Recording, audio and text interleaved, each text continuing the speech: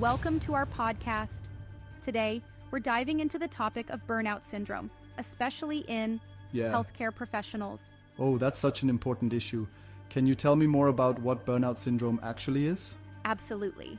Burnout syndrome, or BOS, is this work-related set of symptoms that happens when there's a mismatch between what someone expects from their job and the reality of it. So it's like when the job doesn't meet your expectations? Exactly.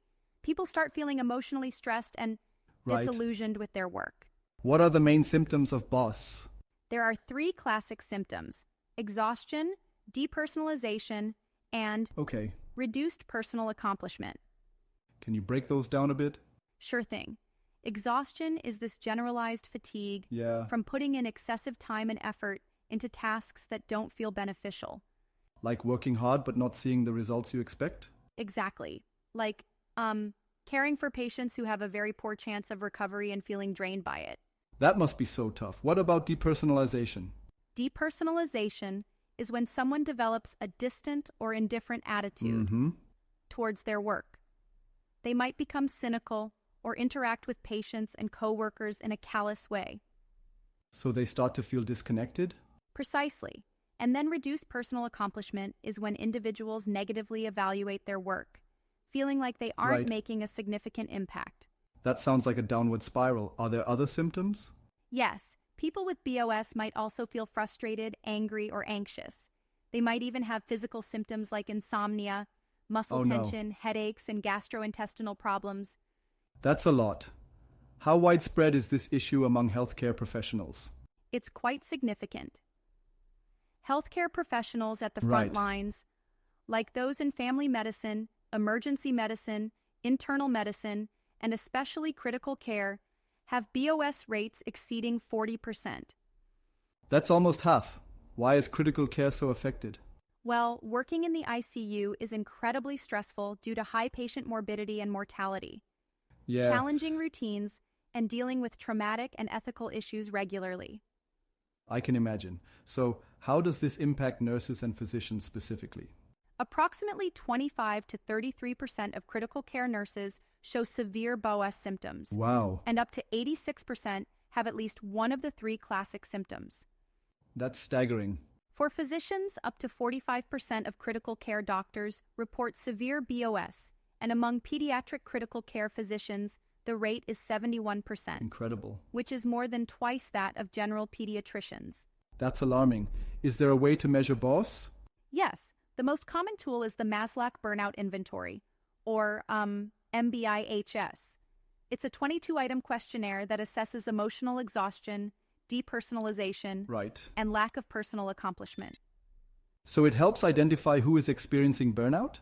Exactly. It's a self-report questionnaire that helps gauge the severity of burnout symptoms. What are the risk factors for developing BOS?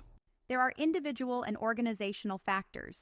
Individually, things like poor self-esteem, maladaptive coping mechanisms, being a younger adult with an idealistic worldview, unrealistic expectations, and financial issues can contribute.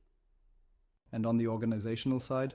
Organizational factors include heavy workload, conflicts with coworkers, diminished resources, lack of control or input, effort-reward imbalance, understaffing, and rapid institutional changes. So it's a combination of personal and workplace factors? Exactly. In critical care, additional factors like variable work schedules, rapid patient turnover, and frequent end-of-life events play a significant role. How does BOS affect healthcare professionals in the long term? It can lead to serious consequences like PTSD, alcohol abuse, and even suicidal thoughts. That's really concerning. Yes, between 22 and 29% of critical care nurses have PTSD symptoms, and up to 18% meet the full diagnostic criteria. Does burnout also impact patient care? Absolutely. BOS leads to decreased clinical effectiveness, poor work performance, increased medical errors, lower patient satisfaction, and even higher 30-day mortality rates. So it's not just affecting the healthcare professionals, but also the patients they care for? Exactly. There's a strong dose-response and bidirectional relationship between burnout scores and medical errors. Errors lead to distress, and distress leads to more errors. That's a vicious cycle. Is there any way to prevent or treat BOS? Currently, There aren't any established evidence-based interventions specifically for BOS in critical care professionals. That's disappointing. But are you sure there are no interventions? I thought I'd heard of some programs that help with burnout. Well, you're right. Okay. There have been some small trials and programs, but there's nothing widespread and evidence-based yet, especially not tailored specifically for critical care professionals. Got it. So what approaches are being considered? Focusing on both individual and organizational strategies could help. Building resilience is one approach. Resilience? How so? Resilience helps individuals adjust healthily after traumatic events. Techniques like being optimistic, Right. developing cognitive flexibility, maintaining a supportive social network, mindfulness training, and exercising can build resilience. That makes sense. Are there organizational strategies as well? Yes, the American Association of Critical Care Nurses identifies 6 standards for a healthy work environment: skilled communication, true collaboration, Yeah. effective decision-making, appropriate staffing, meaningful recognition, and authentic leadership. Implementing those could make a big difference. Indeed. There was a small trial where resilience training for ICU nurses showed promising results, Oh, that's improving great. resilience scores and reducing PTSD symptoms and depression. That's encouraging. Definitely, but larger trials are needed to confirm effectiveness. So, what can individuals do right now to cope with BOS?